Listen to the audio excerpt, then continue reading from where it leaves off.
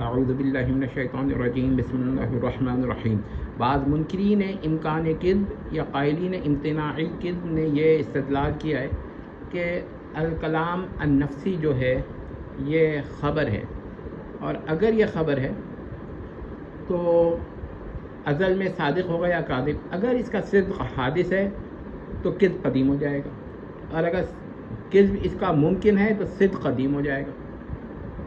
تو اور اگر صدق قدیم ہو گیا تو کذب ممکن نہ رہا، یعنی کہ کذب کو ممکن فرض کیا تھا تو وہ غیر ممکن ہو گیا، یہ محال عقلی ہوتا ہے۔ اب اس کا پہلا جواب تو یہ ہے کہ الکلام النفسی جمہور علماء کے نزدیک نہ خبر ہے نہ انشاء ہے۔ تو جب وہ خبر ہی نہیں ہے ازل میں، تو اس کو پھر ہم یہ کس طرح کہیں گے کہ یہ صادق ہے یا کاذب ہے ازل میں؟ دوسری بات یہ ہے کہ وہ پھر امام رازی کا قول پیش کرتے ہیں، قول کہ انہوں نے اس کو قدیم کہا، اس کو خبر قدیم مانا ہے، یعنی الکلام النفسی کو الخبر النفسی مانا ہے، اور وہ بھی قدیم۔ تو اس کا یہ جواب ہے ہمارے پاس کہ اگر ہم امام رازی کا یہ قول تسلیم نہ کریں تو ہم یہ کہہ سکتے ہیں کہ الکلام النفسی حقیقت میں نہ تو خبر ہے نہ انشاء ہے۔ لیکن اس پر یہ لوگ اعتراض کرتے ہیں کہ بھائی کلام یا تو خبر ہوتا ہے یا انشاء ہوتا ہے۔ اس کا ایک جواب تو یہ ہے کہ یہ الکلام اللفظی کی تقسیمات ہیں، الکلام النفسی کی نہیں۔ لیکن ہم مان لیتے ہیں، ہم تسلیم کر لیتے ہیں کہ الکلام النفسی یا تو خبر ہوگا یا انشاء ہوگا، ٹھیک ہے؟ تو پھر ہم کہیں گے کہ ہمیں امام رازی رحمہ اللہ سے اختلاف ہے، اور یہ کہ الکلام النفسی جو ہے یہ انشاء ہے، جیسے کن ہے، فرض کریں ایک کلام ہے تو ازل میں یہ انشاء ہے، امر ہے۔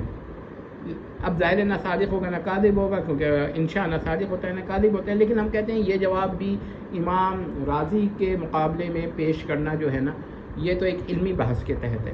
لیکن ہم یہ تسلیم جمہور کے قول پر ہی ہیں کہ الکلام النفسی جو ہے نہ خبر ہے نہ انشاء ہے، اور اس کا صدق کذب تو ایک طرف خبریہ اور انشائیہ یہ بھی حادث ہے۔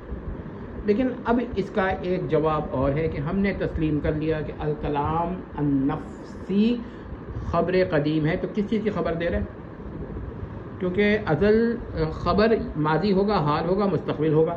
تو اگر ماضی کی خبر دے رہا ہے تو ازل سے ماضی تو ہوتا ہی نہیں ہے، تو کذب ہو جائے گا پھر۔ تو یہ استدلال، تو اب اس کا یہ جواب ہے کہ دیکھیے الکلام النفسی کلام نفسی، یعنی جیسے کہتے ہیں نا الکتاب کتاب، الشیء شیء، الکلام النفسی کلام نفسی، تو الکلام النفسی جو ہے وہ کلام نفسی ہے۔ تو اس اعتبار سے اپنے نفس کے اعتبار سے خبر ہے۔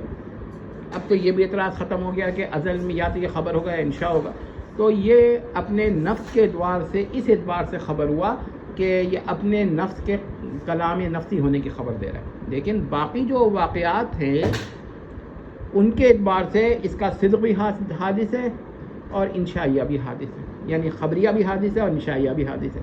اب کذب کو ممکن ہے عقلی ماننا کوئی بڑا مسئلہ نہیں رہے گا۔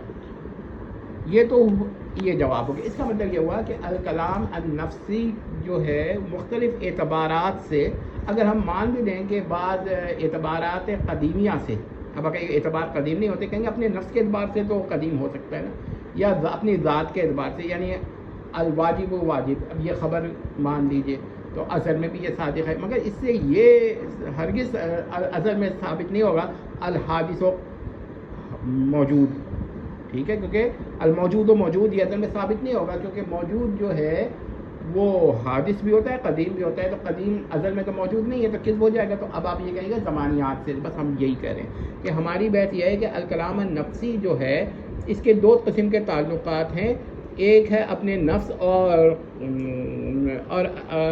نفوس قدیمیہ یا اشیاء قدیمیہ کے اعتبار سے، اور دوسرا ہے اشیاء حادثہ کے اعتبار سے، اور وہ ہے الکلام اللفظی کے اعتبار سے۔ اب یہاں پر ایک مسئلہ اور بھی ہے، وہ